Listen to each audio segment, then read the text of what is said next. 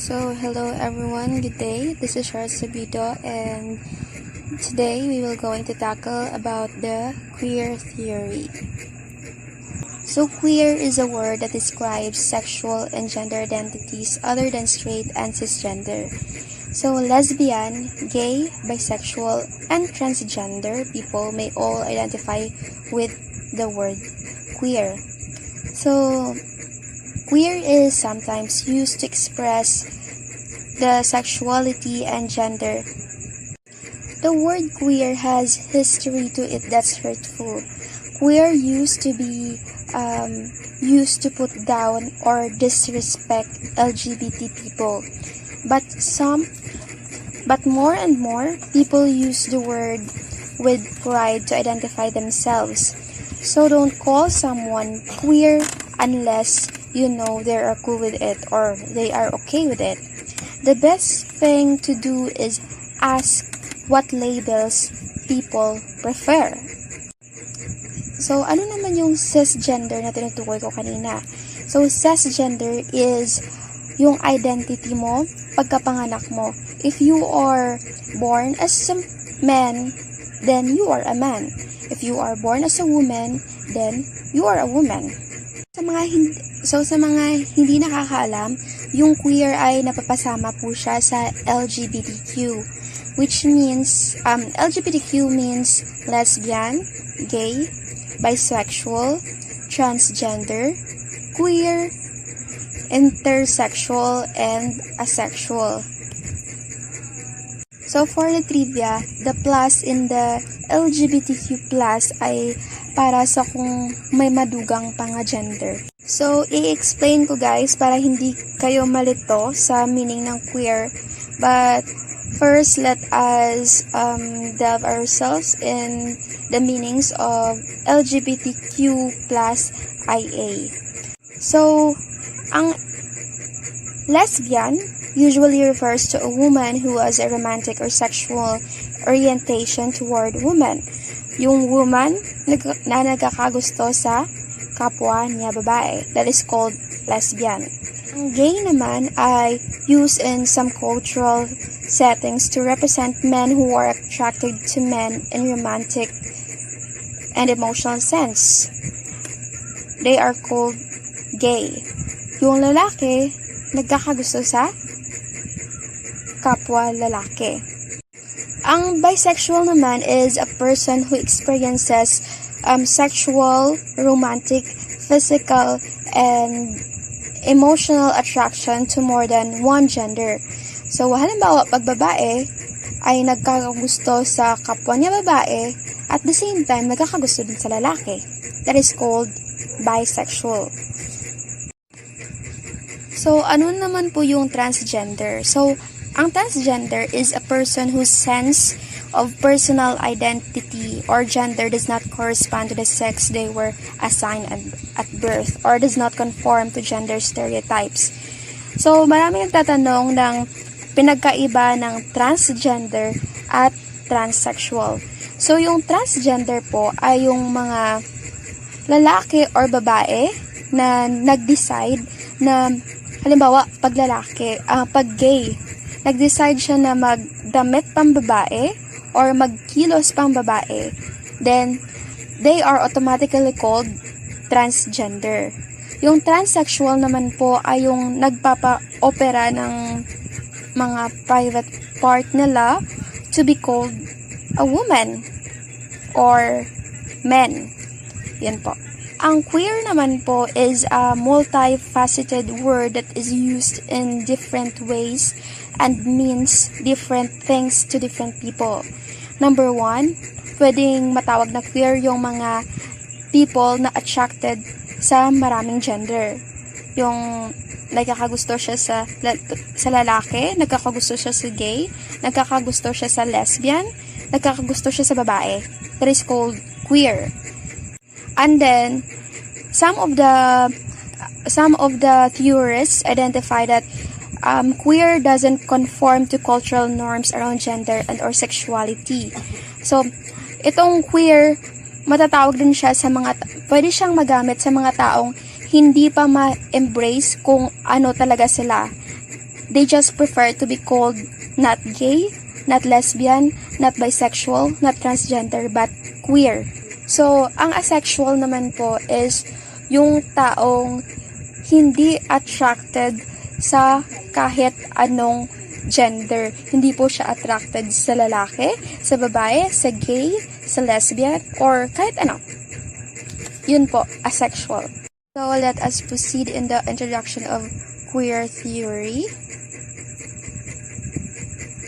The term queer theory came from Teresa de Lauretis, who works in the feminist cultural studies journal Differences, titled Queer Theory, Lesbian and Gay Sexualities.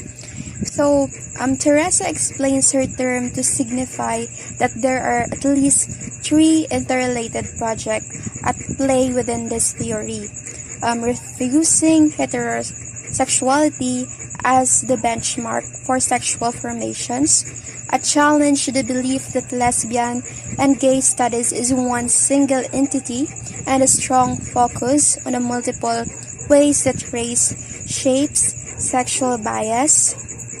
And De Lauretis proposes that queer theory could represent all of these critics together and make it possible to rethink everything about sexuality. So, ano nga ba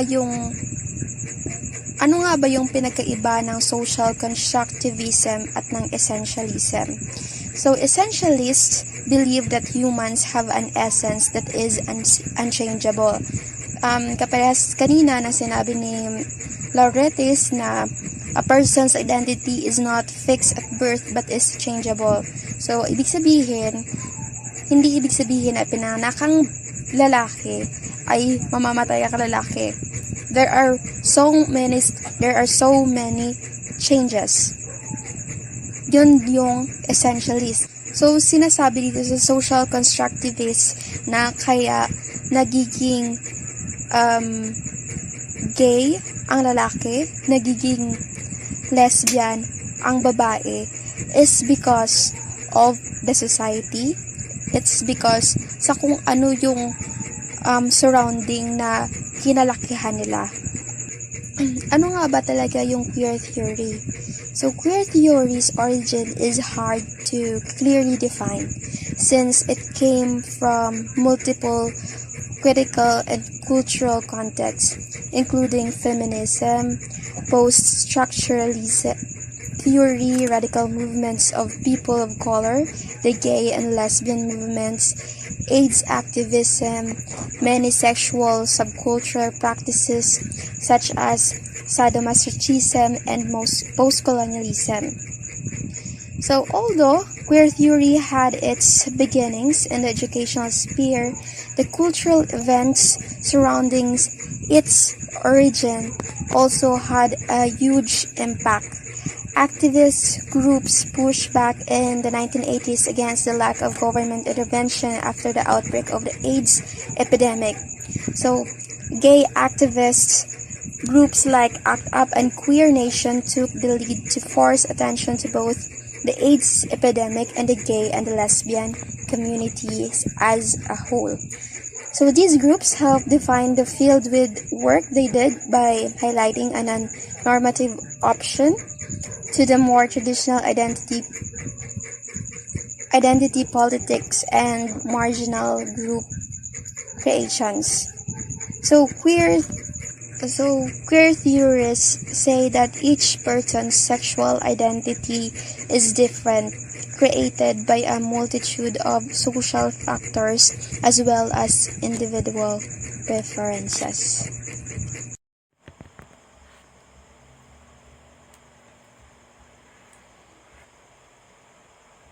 So there are 2 prominent figures of queer theory critic. The first one is Eve Kosofsky-Sedgwick. Sedgwick is considered as leading queer theory critic. Why Sedgwick is considered as leading queer theory critic? Due to her groundbreaking work on the concept of homosociality. Homosociality means it is a social bond and interaction between people of the same gender and the ways in which it intersects with sexuality. Her emphasis on the fluidity and complexity of sexual identities has had a profound impact on the field, making her essential voice and contemporary discussion of gender and sexuality. And meron din siyang na-published na mga works at isa na doon ang Between Men. Doon, she argues that male relationships in literature are often fraught with homoerotic undertone. And yung challenge na din ng mga readers na to consider the way in which masculinity and sexuality are constructed in literary work. Her central thesis is that people are different from one another. So, yung central thesis ni Sedgwick is all about binary opposition such as male, female, and gay and straight are not fixed and natural but rather socially constructed. Socially constructed refers to the idea that gender and sexuality are not inherent nga or natural but rather created and enforced by societal norms and expectation of people that surrounds them. Okay. And she argues that these binaries are used to oppress marginalized group.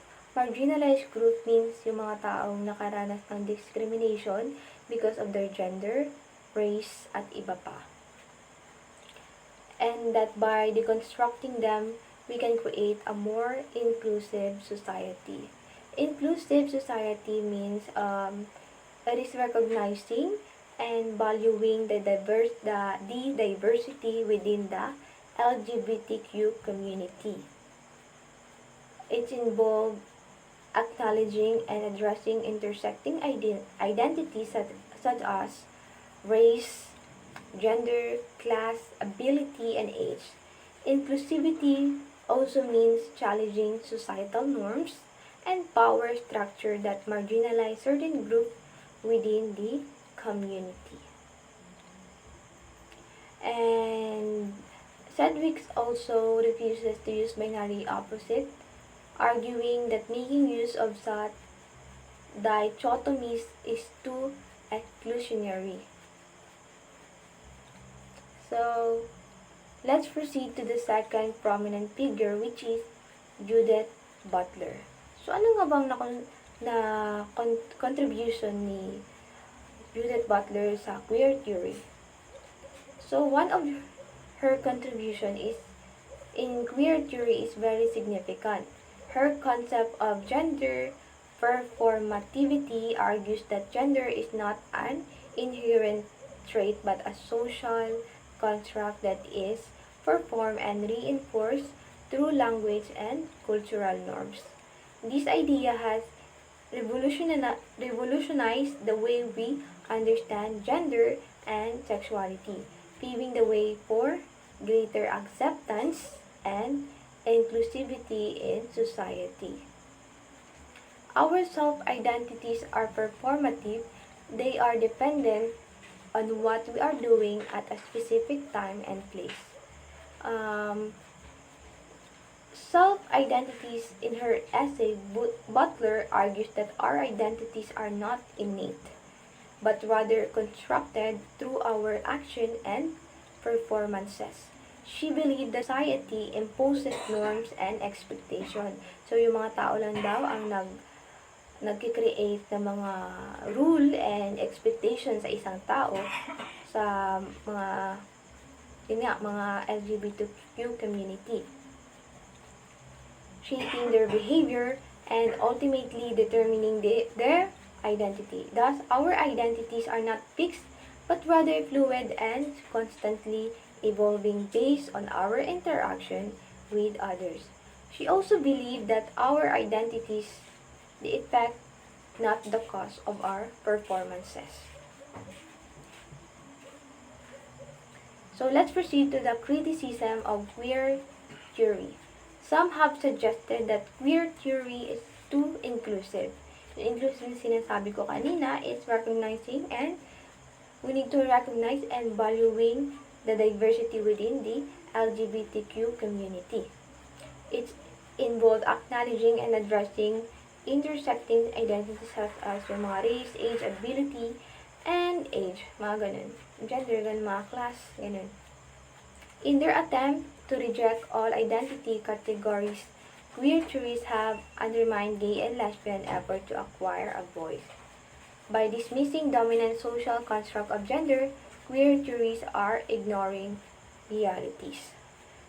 Queer theories that ignore realities means that the experience of marginalized group, yung marginalized group which is yung mga tao na karanas ng discrimination because of the gender, race, age, class, mga ganun, are dismissed. While these theories may offer new perspective, they can also perpetuate in exclusion and harm. It is important to acknowledge and address the lived experiences of queer individuals in order to create more inclusive society. That should be all. Thank you.